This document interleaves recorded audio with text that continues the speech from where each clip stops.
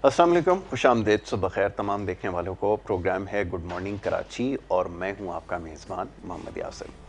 जी, सबसे पहले तो प्रोग्राम ताख़ीर से शुरू होने के लिए आपसे माज़रत ख़्वाह हैं।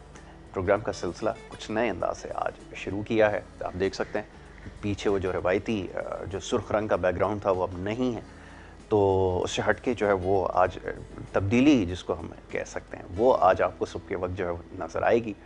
और प्रोग्राम का फॉर्मेट कमोबेश वैसा ही है, अवामी मसाइल के हवाले से गुफ्तगू करनी है और कोशिश यही होती है हमारी कि ज़्यादा से ज़्यादा अवामी मसाइल के ऊपर प्रोग्राम में बात की जाए। सुबह का वक्त है, कोशिश करते हैं हल्के फुल्के अंदाज में बात को सहल अंदाज में आप तक पहुँचाई जाए ताकि आप मामलात को समझ सकें। बिलखुसूस जो मौशी मामलात हैं इस मुल्क के, उसके ऊपर बात करनी ज़रूरी है।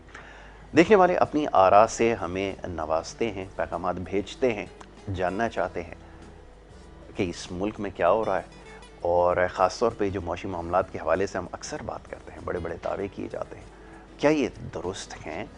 क्योंकि बज़ाहिर तो ऐसा नज़र नहीं आता। तो ये एक आम आदमी का सवाल है। इसके अलावा लोग ये चाहते हैं कि बात की जाए अवामी मसाइल के हवाले से। ये पीने का साफ़ पानी, सीवरेज का निज़ाम, टूटी हुई सड़कें, यही आम आदमी के मसाइल। बार बार इस बात को दोहराते हैं कि जनाब एक आम आदमी का इससे कोई कंसर्न नहीं है। अब इस वक्त आपको पता है कि सियासी माहौल पे खींचोतानी जारी है। सेनेट के इंतखाबात करीब हैं, मामलात आप देख रहे हैं, शब रोज़ आपके सामने हैं कि जनाब सेनेट के इंतखाबात के लिए हॉर्स ट्रेडिंग का एक लफ्ज़ इस्तेमाल हो रहा है। अक्सर आप सुनते हैं इंतखाबात से पहले घोड़ों की ख़रीदो फ़रोख्त जो है उसको उर्दू में कह लीजिए कि हो रही है। कौन अपनी बरतरी साबित करने के लिए कौन कौन से दाव लगा रहा है, कौन कौन से कार्ड से खेल रहा है, ये सिलसिला जनाब जारी है। तो बहरहाल इसके ऊपर तो बात होगी, यकीनन सियासी मामलात हैं, कहीं ना कहीं ये भी ज़ेर बहस आ ही जाते हैं, लेकिन ख़ास तौर पर जैसे मैंने अर्ज़ किया कि अवामी मसाइल और जो मौशी मसाइल हैं इसके ऊपर हम गुफ्तगू करते हैं। इसके अलावा बहुत सारे मौज़ूआत की निशानदेही की जाती है और लोग चाहते हैं कि ख़बरों के हवाले से भी बात की जाए। जो गुज़िश्ता रात की जो बड़ी अहम ख़बरें रही हैं, जैसे क्रिकेट के मैच में पाकिस्तानी टीम को कामयाबी नसीब हुई, इसके ऊपर कुछ ज़रूर बात करें। जी बिल्कुल, इंशाल्लाह ज़रूर बात करेंगे, इसके हवाले से भी आपको बताएंगे। फिर दीगर और मामलात हैं उसके ऊपर हमने बात करनी है। शहर कराची के अंदर जो कुछ होता रहा है इसके ऊपर भी बात करेंगे। तो इन तमाम मामलात पर यकीनन गुफ्तगू रहेगी। और जो हमारा प्रोग्राम का जो ख़ासा रहा उसमें हमने बड़े ख़ास मेहमान यहाँ पर हमेशा मदऊ किए, उनसे हमारी बात हुई मुख्तलिफ मामलात पर, सियासी मामलात पर, माशी मामलात पर और ख़ास तौर पर आपकी सेहत के हवाले से। तो जनाब उसके ऊपर भी वो सिलसिला जो हमारा हमेशा जारी रहा है वो आज भी जारी रहेगा और इंशाल्लाह आने वाले प्रोग्राम्स में भी उन मामलात पर गुफ्तगू होगी। लेकिन आज कुछ माशी मामलात के हवाले से हमने गुफ्तगू करनी है, तो इसी मुनासबत से दोनों सेगमेंट में बड़े ख़ास मेहमान मौजूद होंगे। तो पहला जो हमारा ये सेगमेंट है, इसमें हमारे जो मेहमान हैं मोअज़्ज़िज़ आसिफ शेख जावेद साहब यहाँ पे तशरीफ़ फरमा है, मौशी तज्ज़ियाकार हैं।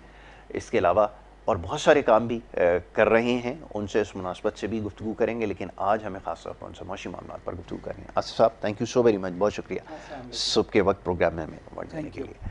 अच्छा भाई, अब पहले तो एक थोड़ा हल्के फुल्के अंदाज में ज़रूर लोगों को पता चल जाए कि एक बड़ा बुनियादी सवाल है, सबसे ज़्यादा पूछा जाता है, वो ये कि जनाब ये जो मौशी आदाद व शुमार दिखाए जाते हैं, इसके ऊपर बड़ी बड़ी प्रेस कॉन्फ्रेंसेस होती हैं। सबसे पहले तो ये बताइए कि आप इससे मुतमईन नज़र आते हैं जो इस वक्त ओवरऑल आपकी मुल्क की इकोनॉमिक सिचुएशन है, ज़रा ये फरमा दीजिए पहले। देखें, बड़ा रेलेवेंट सवाल है आपका। और ये जो सवाल आपने मुझसे किया, ज़ाहिर है एज एक कॉमन पाकिस्तानी किया है, तो कॉमन पाकिस्तानी बिल्कुल मुतमईन नहीं। ठीक है, देखें ये जो ग्राफ आप देखते हैं ना कि प्रेस कॉन्फ्रेंस में आपने कहा कि सांप की तरह वो ग्राफ ऊपर जा रहे हैं और नीचे आ रहे हैं और 2040 में ये हो जाएगा, 2032 में ये हो जाएगा। बात ये कि आज क्या हो रहा है, आज क्या हो रहा है। अच्छा, फिर आप ये देखें कि वो कहते हैं जी स्टॉक एक्सचेंज ने वो हदें क्रॉस कर ली, इतने पॉइंट हो गए, एशिया में ये नंबर। भाई रेडी वाले को तो रोटी मिल नहीं रही, नौकरियां खत्म हो रही हैं, हमें तो यही समझ आता है। ठीक है जी, सड़कें टूटी हुई हैं, पुल नए बन नहीं रहे, इंडस्ट्री नई आ नहीं रही। तो ये किस तरह की कैलकुलेशन है और ये कौन इनको बताता है और ये क्यों हमें बताते हैं और हमें इससे कोई फर्क नहीं पड़ता। जो एक आम पाकिस्तानी उसको ना इससे कोई फर्क पड़ा है और ना उसको कोई फर्क महसूस हो रहा है। हमारी वही हालत है। और जो गुज़िश्ता हुकूमतें थी, हमें तो ये बताया गया था कि उनकी वजह से था, अब हमें मालूम हो रहा है कि वही सब कुछ यहाँ भी हो रहा है। तो आम पाकिस्तानी, आपने जो सवाल किया ना, उससे कोई मुतमईन नहीं और ना एक आम बंदे को कुछ बेहतरी किसी भी लेवल पे महसूस हो रही है, ना वीआईपी कल्चर में, ना थाना कल्चर में, वो ये ना सड़कों पे आप देख लें मामला, सब कुछ वही है, कुछ बिल्कुल ठीक है, कोई तब्दीली आपको नजर नहीं, आम पाकिस्तानी मुतमईन नहीं है। अच्छा ये फरमाइए, किसी भी मुल्क की तरक्की का जो दारो मदार है, अब शायद अल्हम्दुलिल्लाह लोगों को समझ आ गई है कि एक्सपोर्ट्स के ऊपर है, दरामदात बढ़ेंगी तो आपके पास जो रेवेन्यू आएगा, आप अपने मामलात को सही तौर पर चला सकेंगे। यहाँ तक तो बात लोगों को समझ में आ गई। लेकिन अब ये ज़रा फरमाइए ना कि एक्सपोर्ट्स बढ़ाने के लिए भी तो बहुत सारे इक़दामात की ज़रूरत है। एक्सपोर्ट ये जो प्रोसेसिंग जोन्स बने हैं, इनकी ज़रा हालत ज़ार के बारे में तो बाद में बात करेंगे, उस पर बड़ी तफसीलन आज गुफ्तगू करनी है क्योंकि आज का मौजूद गुफ्तगू वही है। लेकिन पहले तो ये बताइए कि ये कैसे मुमकिन होगा, फिर हम आते हैं एक्सपोर्ट जोन की तरफ, प्रोसेसिंग जोन की तरफ कि ये काम क्या करते हैं और इस वक्त जो मौजूदा एक्सपोर्ट प्रोसेसिंग जोन हैं उनकी क्या इस वक्त हालत है, ज़रा इसके ऊपर गुफ्तगू जी बिल्कुल दुरुस्त बात ये है कि मुल्क की तरक्की का दारोमदार एक्सपोर्ट्स पर होता है। आप कोई भी प्रोड्यूस आपकी है, प्रोडक्ट है, कमोडिटी, अगर आप एक्सपोर्ट बात कर रहे हैं और फॉरेन एक्सचेंज मंगा रहे हैं तो ये तो एक बुनियादी बात है। ये तो एक आम आदमी को जो भी थोड़ा बहुत भी पढ़ा लिखा है या कोई आदमी समझ बूझ रखता है मैशत की, तो उसको पता है कि अगर हम अपना माल बना के बाहर बेचेंगे, एक आम आदमी भी है कोई, अगर वो घर में भी कोई चीज़ बना रहा है, खुद बना के खुद ही इस्तेमाल कर रहा है या बाहर बेच दे, तो उसको ज़ाहिर है 2 पैसे वहाँ बच जाते हैं। तो ये तो हमारी कोशिश है और हमने इसको किया भी गुज़िश्ता सालों में। लेकिन अनफॉर्चुनेटली कुछ ऐसे मसाइल रहे जिसमें ख़ास तौर पे पावर के मसाइल हैं, जैसे कि बिजली है, गैस है, वाटर सप्लाई है। इसकी वजह से हमारी एक्सपोर्ट की इंडस्ट्री को बहुत हिट किया है इन मसाइल ने, बिल्कुल बहुत हिट किया। और गैस की शॉर्टेज रही, बिजली की शॉर्टफॉल रही और पानी का मसला रहा। तो ये बुनियादी चीज़ें हैं जो सनत का पहिया चलाने में दरकार होती हैं। तो ये हम मुहैया नहीं कर सके और हम से मैं अब जब ये कहता हूँ तो ये मतलब दिहाइयों से यही रहा। ऐसा ही कोई भी एक हुकूमत, 2 हुकूमत, तीसरी हुकूमत, आज भी आप सूरत हाल देख लें।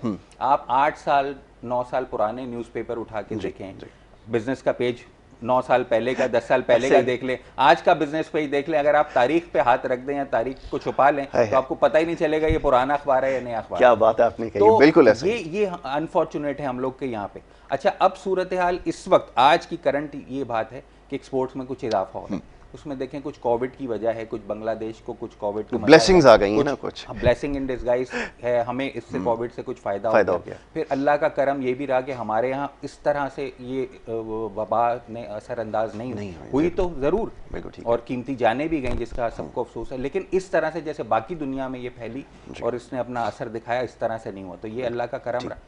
फिर अब इंडिया और बांग्लादेश की वजह से कुछ हमारे पास ऑर्डर्स आ गए हैं, तो टेक्सटाइल में कुछ बेहतरी हो रही है। लेकिन देखें, एक तरफ से आपको ऑर्डर्स मिल रहे हैं, दूसरी तरफ से आपके पास गैस की शॉर्टेज है। सनतकार वही उनका चिल्लाना, उनका रोना कि जी ये है वो है। जहां पर मैं आपको एक और बात बताऊं, इंफ्रास्ट्रक्चर की, इंफ्रास्ट्रक्चर में बुनियादी चीज़ आप सड़क को ले लें, वो बुनियादी जरिया कम्युनिकेशन का सड़क। मैं आपको बता देता हूं कि जहां पर हमारा एक्सपोर्ट प्रोसेसिंग जोन लांडी में मौजूद है, वहां से पोर्ट कासिम 40 मिनट का ड्यूरेशन है। एक कंटेनर को 40 मिनट में पहुंचना चाहिए, वो 2 घंटे और 40 मिनट में पहुंचता है। अब आप देखें कि इस तरह से आप क्या लोगों से कॉम्पीट कर सकते हैं? जहां दुनिया में, मैं यूरोप की बात नहीं कर रहा, मैं फार ईस्ट की बात कर रहा हूं, कि जहां 360 किलोमीटर पर आवर के हिसाब से कार्गो ट्रेन मूव कर रही है, 360 किलोमीटर पर आवर के हिसाब से कार्गो ट्रेन मूव कर रही है, और आपकी रोड पे कंटेनर 2 घंटे 40 मिनट में पहुंच रहा है, जो बिल्कुल बराबर में आपके पोर्ट कासिम में एक्सपोर्ट प्रोसेसिंग जोन। तो आप कैसे कॉम्पीट करेंगे? तो ये कुछ बुनियादी चीजें हैं जिसमें हम फंसे हुए हैं, सनतकार फंसे हुए हैं, कारोबार। और देखिए, सनत चल रही है, सनत का पहिया चल रहा है तो कारोबार चल रहा है, बिल्कुल ऐसा, ठीक है। कारोबार मार्केट्स में क्या होता है, रॉ मटेरियल लोग इंपोर्ट कर रहे हैं, रॉ मटेरियल बेच रहे हैं।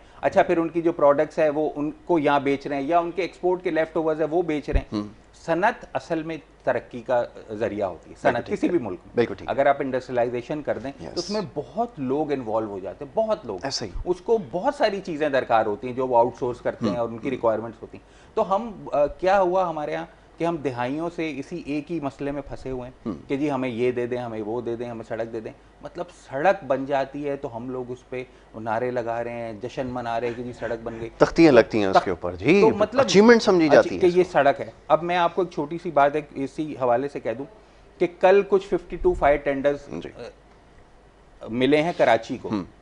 टैक्स पेयर का पैसा है, मुल्की खजाने से वो पैसे निकले हैं, उसके ऊपर बैनर लगे हुए शुक्रिया इमरान खान जी। हालांकि मैं ये समझता हूं कि हमारे ऑनरेबल प्राइम मिनिस्टर की नॉलेज में जब ये आएगा तो उस पर ऑब्जेक्ट करेंगे, क्योंकि हमेशा वो उसके खिलाफ रहे, क्योंकि ये देखें, ये इमरान खान साहब के पैसे नहीं है जी, ये तो टैक्स पेयर का पैसा है जो मुल्की खजाने से इस्तेमाल हो। बिल्कुल ठीक है। और जाहिर है फेडरल हुकूमत है, कराची हमारा सबसे बड़ा शहर है, माशी हब है। और कराची चलता है तो माशाल्लाह पाकिस्तान चलता है। बिल्कुल ऐसा ही। कराची की इकोनॉमी ने तो माशाल्लाह पूरे पाकिस्तान की इकोनॉमी को सपोर्ट किया हो। तो अगर उन्होंने 52 दिए हैं तो चले, कराची के लिहाज से तो आप देखें कि 52 की कोई पीनट है, लेकिन चलें 52 भी दिए तो ठीक है, लेकिन ये टैक्स पेयर का पैसा है। तो ये कल्चर खत्म करना होगा, इसको ड्यूटी समझनी होगी। ये शुक्रिया इमरान खान फायर टेंडर के आगे ना लिखें। लोगों में तो सेंस ऑफ अवेयरनेस डेवलप करें जरा, ताकि उनको पता तो चले कि ये एक्चुअली है क्या, ये जो सड़कें बन रही हैं ये उन्हीं के पैसों से बना रहे हैं ये।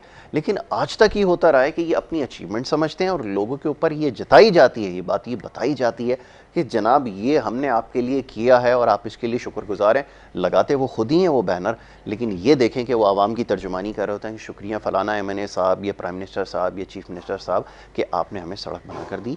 कल्चर आपका ये है, तो ये है। और दूसरी चीज़, जैसे अभी आपने एक्सपोर्ट्स की बात की, हमें समझ में आता है, अब तो मेरे ख्याल में ये अच्छी बात है कि इन तमाम बातों से लोगों को पता चल गया है कि मुल्क की मईशत चलती कैसे है। या तो आप एक्सपोर्ट्स करें, अपना पोटेंशियल बढ़ाएं, अपने अखराजात को कंट्रोल करें, या फिर आप उधार लेते रहें, अपने एक्सपेंडिचर को कंट्रोल भी ना करें और फिर इसी तरह इंटरेस्ट पेमेंट्स में और सब में आवाम का पैसा आप झोंकते रहें। ये तो समझ में यासिर भाई एक चीज़ मैं और कर दूं कि देखें, एक्सपोर्ट्स तो बुनियादी बात है, बहुत फ़ायदे की चीज़ है कि हमें एक्सपोर्ट्स बढ़ानी चाहिए। और हमारे देखें अदरवाइज भी मुल्क का भी तारुफ होता है दुनिया में। जब आपकी प्रोडक्ट बिकती है तो मेड इन पाकिस्तान के नाम से जाती है, तो अल्हम्दुलिल्लाह पाकिस्तान का भी एक अच्छा तारुफ वहाँ पे होता है, ज़रूरी बात है। लेकिन इसको भी ऐसा ना समझ लिया जाए कि ये कोई एक ही टूल है इकोनॉमी को स्टेबल करने का या इकोनॉमी को मजबूत करने का या मुल्क की तरक्की के लिए। भाई आप देखें, बहुत बड़ा सेक्टर है हमारा ट्रैवल एंड टूरिज्म, और इस वक्त माशाल्लाह जो हमारी आर्म फोर्सेस ने जो कमाल किया है, अब पूरे मुल्क में कोई ऐसी सूरत हाल नहीं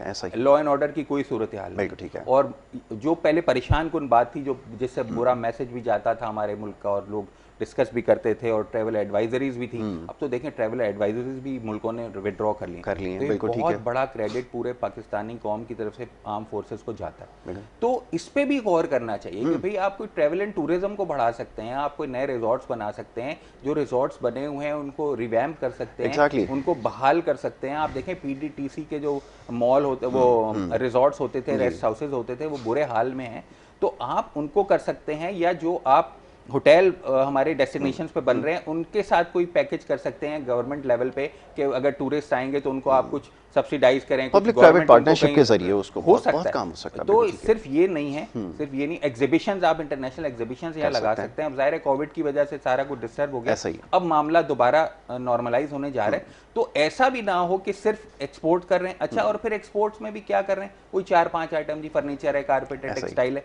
भाई और भी आइटम बढ़ा दें। आप मोटरसाइकिल की एक्सपोर्ट शुरू कर दें, मोटरसाइकिल पार्ट्स की एक्सपोर्ट शुरू कर दें, IT की कर दें। अच्छा, फिर हमारा देखें, ये अब तो कोविड खत्म हो रहा है इंशाल्लाह, तो हमारा जो है लेबर फोर्स हमारे पास बहुत है। हमारा इसमें हमेशा वजारत तो मौजूद रही है समंदर पाकिस्तानियों की, लेकिन वो कभी भी इफेक्टिव नहीं रही, कभी भी नहीं रही।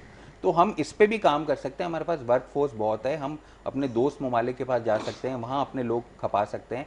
ऑन द कॉन्ट्ररी ये हो रहा है कि लोग वापस आ रहे हैं, तो पहले ही हमारे पास यहाँ नौकरियां नहीं और लोग वापस आ रहे हैं, तो ये परेशानी की बात। तो इस पे भी गौर करना चाहिए हुकूमत को। और प्राइम मिनिस्टर जाहिर है कि बहुत विजन रखते हैं और वो समझते हैं कि कुछ ना कुछ मुल्क की बेहतरी होनी चाहिए। तो एक मतलब एक लकीर के भी आप पीछे ना पड़ जाएं कि फिर भाई अगर आपने 50 साल 70 साल करके देखा और कोई खातिर खा नतीजा नहीं आया, तो भाई थोड़ा ट्रैक चेंज करके भी देखो। इसको छोड़े नहीं, इसको बंद ना करें, लेकिन साथ में कोई चीज इंडक्ट नई भी कर लें। एग्जैक्टली, तो ये क्यों नहीं होता? बिल्कुल ठीक है। अच्छा, ये ज़रा प्रोसेसिंग जोन्स के बारे में बात हो जाए, एक्सपोर्ट प्रोसेसिंग जोन, ज़रा लोगों को, देखने वालों को ज़रा इसमें भी दिलचस्पी हो कि ये है क्या, इसका मकसद क्या होता है, ज़रा हम आप इसके ऊपर ज़रा गुफ्तगू कर लें ताकि इससे बात आगे बढ़ाई जा सके।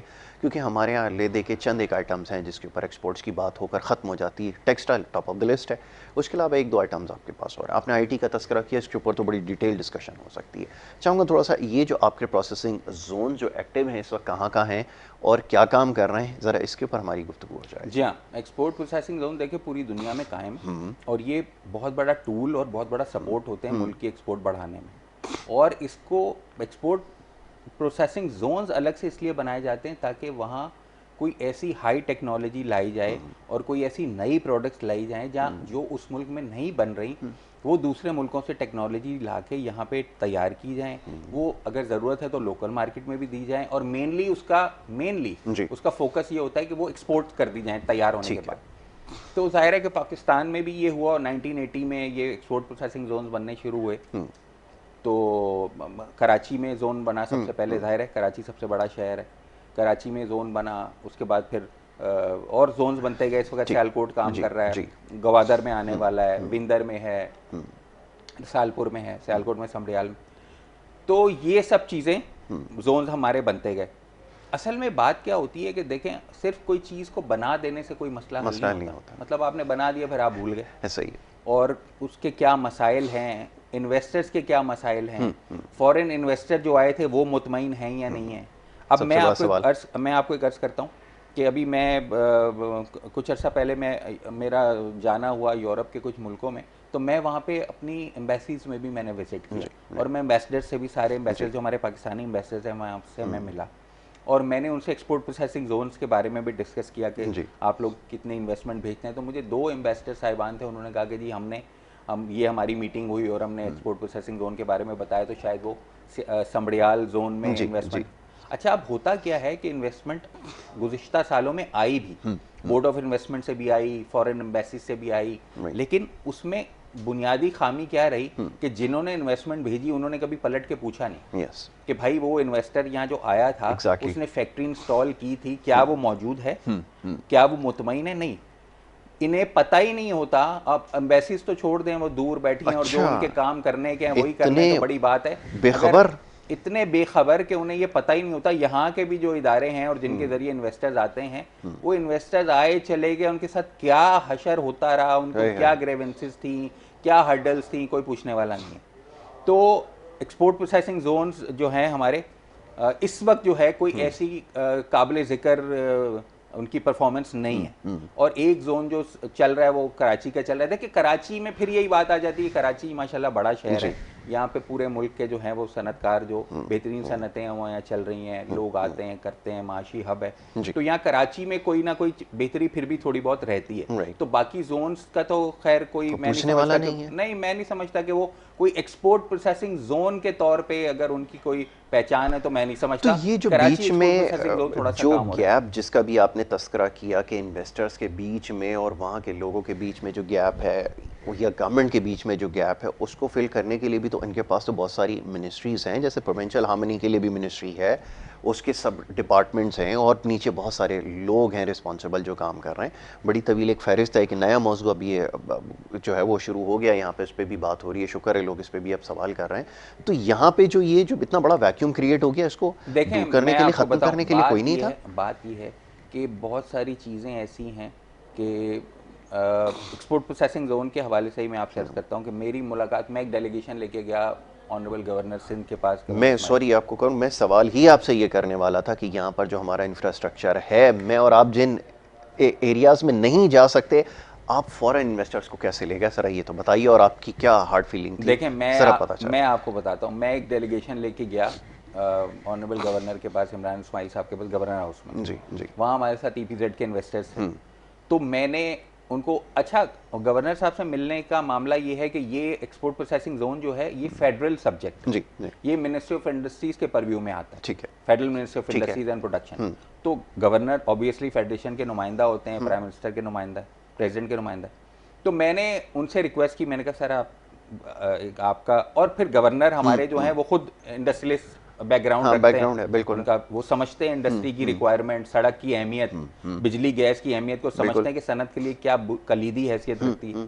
तो मैंने उनसे कहा कि वो तशरीफ़ लाएं, तो कोविड की वजह से वो नहीं आ सके। उन्होंने कहा जी SOPs हैं और हम फॉलो, लेकिन मैंने उनसे जुमला कहा, मैंने कहा सर एक्सपोर्ट प्रोसेसिंग जोन जब आप तशरीफ़ लाएं तो एक रूट से आएँ और दूसरे रूट से जाएं। तो वो गवर्नर साहब भी थोड़े हैरान हुए, कह रहे जी इसका क्या मतलब है। मैंने कहा जब आप दोनों रूट से आएंगे तो आपको पता चलेगा कि कोई एक रूट भी EPZ पहुंचने के काबिल नहीं है, मतलब आप पहुंच ही नहीं सकते। और मैं आपको बताऊं कि आज के दिन में एक्सपोर्ट प्रोसेसिंग जोन कराची में पहुंच जाना बजाते खुद एक काम है, एक बहुत बड़ी कामयाबी है कि आप एक्सपोर्ट प्रोसेसिंग जोन तक पहुंच गए, ये बड़ी बात है। ये इसी से मैं आप रिलेटेड एक बात कहूँ, एक ईज ऑफ डूइंग बिजनेस का सेमिनार होता है वर्ल्ड बैंक के रेफरेंस से, चीफ मिनिस्टर वहाँ पे सिंध मुराद अली शाह साहब तशरीफ लाए एज चीफ गेस्ट। तो मैं कराची चेंबर ऑफ कॉमर्स की नुमाइंदगी कर रहा था। जब मेरी बारी आई सवाल की तो मैंने उनसे कहा कि जी ईज ऑफ डूइंग बिजनेस पे तो बहुत काम हो रहा है, एक्सेस टू बिजनेस पे क्या काम हो रहा है? तो वो कह रहे कि इसका क्या मतलब है? मैंने कहा जी इसका मतलब ये है कि मैं तो अपनी फैक्ट्री पे पहुंच ही नहीं सकता, तो एक्सेस ही नहीं है मेरी ईज ऑफ डूइंग बिजनेस, तो वहां पहुंचने के बाद शुरू होगी जब मैं अपनी फैक्ट्री पे, अपने दफ्तर पे, अपने खोखे पे पहुंच जाऊंगा। मैं अपने खोखे पे, अपनी रेडी तक मैं पहुंच ही नहीं सकता, गटर खुले हुए, सड़क टूटी हुई है। तो एक्सेस टू बिजनेस देखें, ये इसको लोग अहमियत नहीं देते, इसको लोग अहमियत नहीं देते। जिस सड़क से मैं नहीं गुजर के जा सकता, वहां से मैं इंग्लैंड का या इटली का कोई बंदा ले जाके उसको कन्विंस कर सकता हूँ। नहीं, और मैं समझता हूँ कि एक जो बहुत बड़ी फॉरेन इन्वेस्टमेंट है, मैं तो उनको सलाम पेश करता हूँ कि वो हैं यहाँ पे और बहुत बड़ी एम्प्लॉयमेंट भी क्रिएट कर रहे हैं और पाकिस्तान के लिए वो बड़ा नाम भी है। उनके होने से पाकिस्तान का भी माशाल्लाह एक अच्छा तारुफ सारी दुनिया में होता है जब यहाँ से एक्सपोर्ट्स होती हैं। लेकिन ओवरऑल बुरा हाल है। अच्छा, फिर मैं एक और डेलीगेशन लेके मैं इस्लामाबाद गया, जो हमारे मिनिस्टर हैं हमाद अजहर साहब, ये डायरेक्टली उन्हीं का सब्जेक्ट है, minister for industries and production है वो। मैं उनके पास एक डेलीगेशन लेके गया, उनको मैंने सारी सूरत हाल बताई। अब अच्छा, इसमें एक चीज थोड़ी सी ये भी होती है कि थोड़ा एक्सपोर्ट प्रोसेसिंग जोन के बारे में ना मिसकॉन्सेप्शन भी है ऐसे ही हाई अप्स में, जैसे ऑनरेबल गवर्नर हैं या ऑनरेबल मिनिस्टर हैं, कुछ उनके भी जहन क्लियर नहीं होते, तो उनके भी कुछ सवालात थे। तो फिर हमने वहाँ पे, मेरे साथ और भी बहुत सारे इन्वेस्टर्स थे जो मेरे डेलीगेशन में गए, तो as head of the delegation मैंने भी उन्हें कुछ चीज़ें बताई और हमने कुछ उन्हें क्लैरिफिकेशन भी दी। लेकिन मुझे उनके सवालात सुन के अंदाज़ा हुआ कि कुछ बहुत ज़्यादा ये इंक्लाइंड हमारे जोन्स की तरफ से नहीं है। तो ये भी मिसकॉन्सेप्शन कैसे दूर होगा कि जब वो यहाँ, मैंने मिनिस्टर साहब को भी दावत दी कि वो कराची में तशरीफ लाएं, तो जब वो आएंगे, हमारी इन्वेस्टर से मिलेंगे, हमारी बात सुनेंगे, तो उनका भी कुछ परसेप्शन क्लियर होगा। लैक ऑफ कम्युनिकेशन की वजह क्या बनी है, ये तो ज़रा बताइए, क्योंकि पूरी दुनिया में देखें, मैं नहीं समझता, मैं यूएस इकोनॉमिक मॉडल को स्टडी करूँ तो पता ही चलता है एसएमईज़ को भी जो अगर लुक आफ्टर करता है ना, उनके इश्यूज़ को डायरेक्टली प्रेसिडेंट करता है। ये बात जब मुझ पे अनफोल्ड हुई थी ना, मैं हैरान रह गया था। यूएस प्रेसिडेंट एक पावरफुल आदमी है, लेकिन एसएमईज़ के जितने भी इश्यूज़ होते हैं वो डायरेक्टली उससे मीटिंग कर सकते हैं जाके यूएस प्रेसिडेंट से, बट आपके यहाँ तक क्योंकि इंटरेस्ट है कोई नहीं, तो ये तो बहुत आगे की बात है। ज़रा ये तो बताइए कि ये कैसे होगा? ये जो एसएमई की आपने बात की ना, पूरी दुनिया में एसएमई को तो समझा ही ये जाता है कि ये दो सोसाइटी के और इकोनॉमी के जो दो सेगमेंट्स हैं, एक नीचे और ऊपर, एग्जैक्टली, ठीक है, उसको ये ब्रिज करता है। और एसएमई की बड़ी अहमियत, जैसे आप कह रहे हैं कि खुद प्रेसिडेंट डायरेक्टली उसको तो हमारे यहाँ तो अभी तक ये कॉन्सेप्ट ही क्लियर नहीं कि एसएमई क्या है, उसकी डेफिनेशन क्या है और उसमें कौन कौन उस परव्यू में आ रहा है। तो इसके लिए भी बहुत सारा काम हो रहा है, लोगों को अवेयरनेस मिल रही है। लेकिन इस वक्त तो देखिए हम बुनियादी मसाइल में फंसे हुए हैं। इस वक्त हम बुनियादी सड़क पर हो रहे हैं। मैंने अर्ज किया ना कि आप पुरानी अखबारें उठा लें और आज की अखबारें उठा लें और तारीख छुपा दें तो आपको कुछ पता ही नहीं चलेगा। वही मामला ऐसा ही है, बिल्कुल। और मैं आपको अपनी बात बता दूं कि मुझे ऑलमोस्ट मोर देन 31 ईयर्स हो गए एक्सपोर्ट प्रोसेसिंग जोन में काम कर रहा हूँ। मेरा एक छोटा सा बिजनेस 31 साल में, यासिर भाई मैं आपको बता दूं कि मुझे आज तक ऐसा कभी नहीं हुआ कि मैं थ्रू आउट गाड़ी चलाते हुए वहाँ पहुँच जाऊँ। कभी मुझे एक रूट चेंज करना पड़ता है, कभी मुझे दूसरी सड़क पे जाना पड़ता है, कभी पता चलता है ये सड़क बिल्कुल ही टूट गई है तो वो एक सड़क जो डबल हो गई है। ये 31 साल से तो मैं देख रहा हूँ। तो भाई आप इस तरह से अगर करेंगे, स्टेप मदरली आप एटीट्यूड रखेंगे इदारों की तरफ, इंडस्ट्रीज की तरफ, तो कैसे होगा ये? तो बस ये है कि बहरहाल अब जो बुनियादी जो आपने बात की, बाकी जोन्स तो कोई ऐसा सिग्निफिकेंट उनका कोई रोल नहीं है, लेकिन एक कराची एक्सपोर्ट प्रोसेसिंग जोन में फिर भी दूसरे जोन्स के मुकाबले में काम हो रहा है। ठीक है, फॉरेन इन्वेस्टमेंट कहाँ स्टैंड करती है? मैं जब फॉरेन इन्वेस्टमेंट की बात करता हूँ ना, बड़ा सेंसिटिव सब्जेक्ट है, it's very close to my heart. मैं हमेशा इसके ऊपर बात करना चाहता हूँ कि फॉरेन इन्वेस्टमेंट आई जैसे क्लेम करते हैं, बड़े बड़े फिगर्स पेश करते हैं, लेकिन लास्ट टाइम भी जो गवर्नमेंट थी वो कहती थी जी बड़ी FDIs में हमारा इजाफा हुआ है, तो आए किस शक्ल में ये कभी बताना जो है वो गवारा नहीं करते थे। यही आज मोरल सिचुएशन है। अगर मैं किसी जोन के अंदर किसी इन्वेस्टर को ले भी आऊँ तो मेरे पास है क्या डिलीवर करने के लिए? सबसे बेसिक क्वेश्चन तो ये है ना, जो इन्वेस्टर बैठ के अभी देख भी रहा होगा, क्या क्या चलें इन्वेस्टमेंट के लिए एक मॉड और है हमारे पास, जाते हैं आसिफ साहब से मिलते हैं, कोई अपॉर्चुनिटी है क्या मेरे पास प्रेजेंट करने के लिए? ये तो बताएं, जो एग्जिस्टिंग प्रोसेसिंग जोन है वहाँ काम क्या हो रहा है, काम की नौयत भी ज़रा बताइए। हाँ, काम की नौयत ये है कि मेनली तो गारमेंट से और टेक्सटाइल से मुतालिक काम हो रहा है। राइट। तो यूज क्लोथिंग का काम हो रहा है और गारमेंट्स मैन्युफैक्चर हो रहे हैं, कुछ फूड के यूनिट्स हैं, जिप बनाने का यूनिट है, तो ये टेक्सटाइल रिलेटेड आप कह सकते हैं ज़्यादा काम ये हो रहा है। ठीक है। और फॉरेन इन्वेस्टर की अगर बात करें तो इस वक्त तो ज़्यादा तो नहीं है वहाँ पे, लेकिन बहरहाल उम्मीद करनी चाहिए। और हमारी ज़ाहिर मिनिस्ट्री ऑफ इंडस्ट्रीज़ भी काम कर रही है, हमाद रज़ा साहब भी एनर्जेटिक मिनिस्टर हैं, तो ज़रूर उनकी भी ख्वाहिश होगी और उनकी कोशिश भी होगी कि फॉरेन इन्वेस्टमेंट लाएं, जिसकी वजह से एक्सपोर्ट प्रोसेसिंग जोन कायम किए जाते हैं कि फॉरेन इन्वेस्टमेंट आए, तो इंशाल्लाह वो भी आएगी। लेकिन अगेन अब क्योंकि इंफ्रास्ट्रक्चर डेवलपमेंट नहीं है और दीगर इश्यूज़ हैं। अच्छा, ये लोग एक सवाल बड़ा पूछते हैं कि यार आप बड़े लोगों को बुलाते हैं अपने प्रोग्राम में, बड़े एसोसिएशन वाले आते हैं, कोई साइड की भी एसोसिएशन बनी हुई है, कोरंगी की भी बनी हुई है, फेडरल बे एरिया की सब एसोसिएशन बनी हुई है, ये क्या काम करती हैं? इनका भी कोई रिस्पॉन्सिबिलिटी है? देखें बिल्कुल जी हाँ, देखें ट्रेड एसोसिएशंस बिल्कुल काम करती हैं और गवर्नमेंट के पास ये जो मसाइल पेश करती हैं अपने मेंबर्स का और इंडस्ट्रीज का, जैसे कराची चेंबर ऑफ कॉमर्स को मैं रिप्रेजेंट करता रहा हूँ गुज़िश्ता साल में, तो ये बहुत सारे लोगों के मसाइल हल होते हैं इन फोरम पे, कुछ नहीं भी होते, लेकिन मैं अगर आप ये समझें कि सेफली मैं कह सकता हूँ 80% जो है वो इश्यूज रिजॉल्व होते हैं, हो जाते हैं इन ट्रेड बॉडीज़ के ज़रिए। और कराची चेंबर ऑफ कॉमर्स तो बहुत काम करता है, मतलब कराची चेंबर ऑफ कॉमर्स सिर्फ को ट्रेड और इंडस्ट्री से रिलेटेड नहीं, वो एक आम कराची आइट के लिए भी बहुत आवाज़ बुलंद करता है और बहुत काम करता है। तो मैं ये समझता हूँ कि ये इनके होने से ट्रेड और इंडस्ट्री को फ़ायदा है। और कराची चेंबर ऑफ कॉमर्स तो एक आम दुकानदार से लेके और बड़े सनतकार तक सबका नुमाइंदा फोरम है, तो इनके होने से ज़ाहिर है असर होता है खुशगवार और बेहतरी होती है। ठीक है। अच्छा, एक और इम्पोर्टेंट इकोनॉमी का सेगमेंट वो टैक्स के हवाले से है।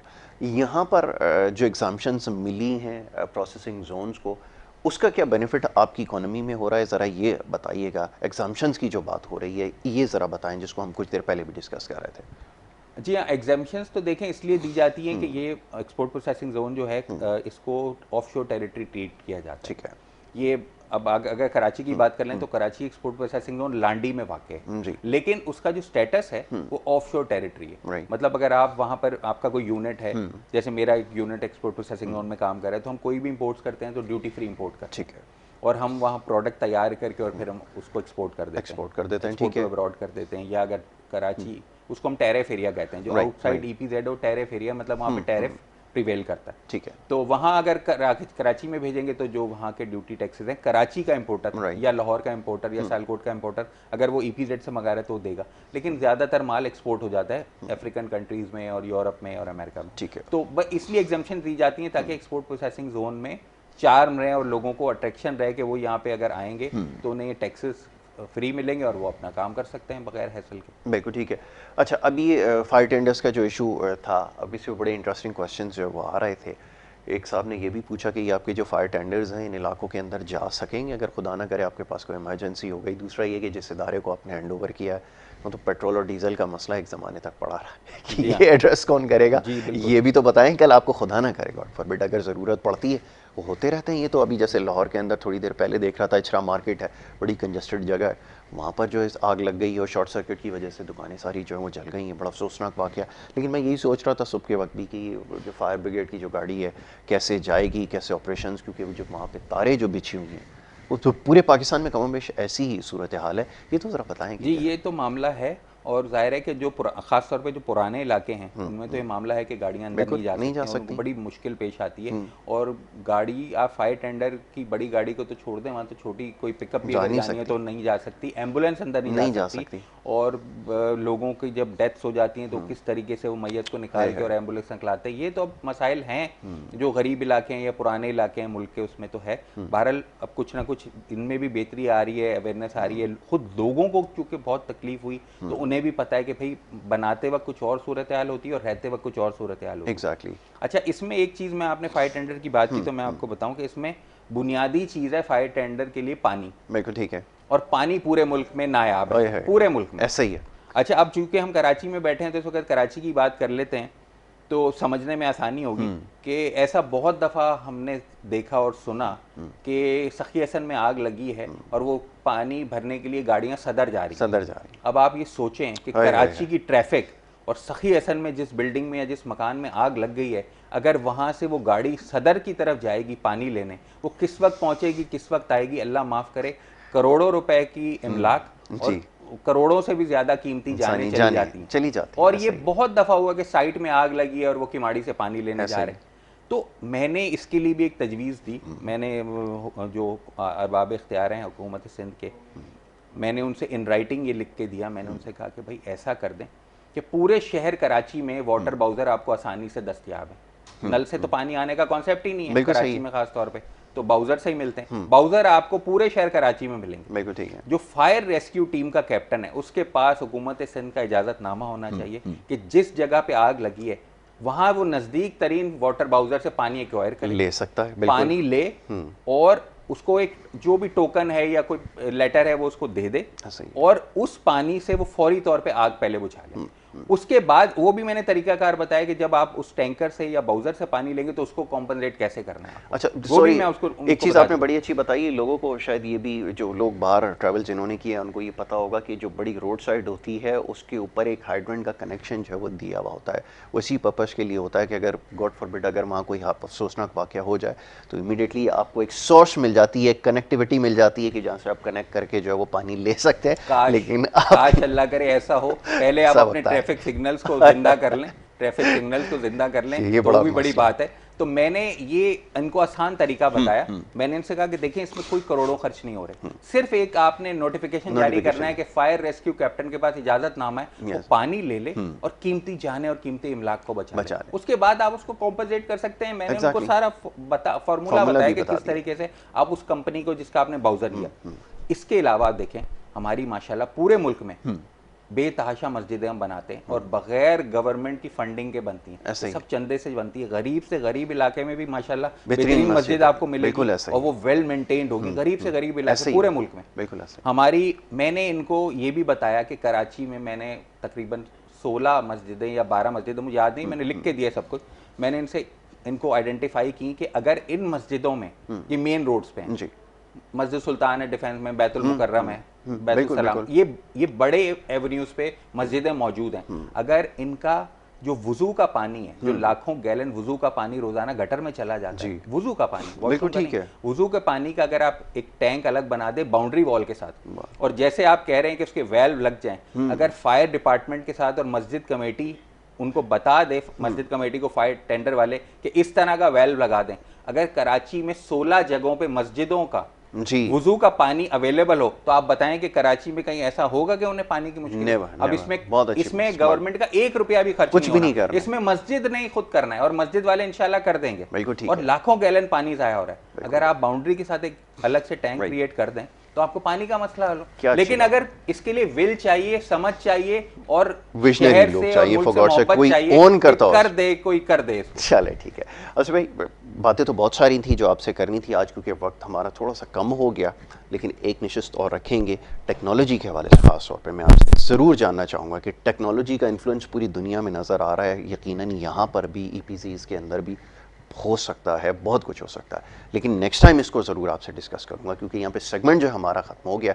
नेक्स्ट टाइम इंशाल्लाह ज़रूर इसके ऊपर बात करेंगे। Thank you so very much for being with us today. Well, ये सेगमेंट था, एक ब्रेक के लिए कहा जा रहा है, एक ब्रेक लेनी है, ब्रेक के बाद वापस आएंगे, जारी रखेंगे। आप देखते रहें गुड मॉर्निंग कराची।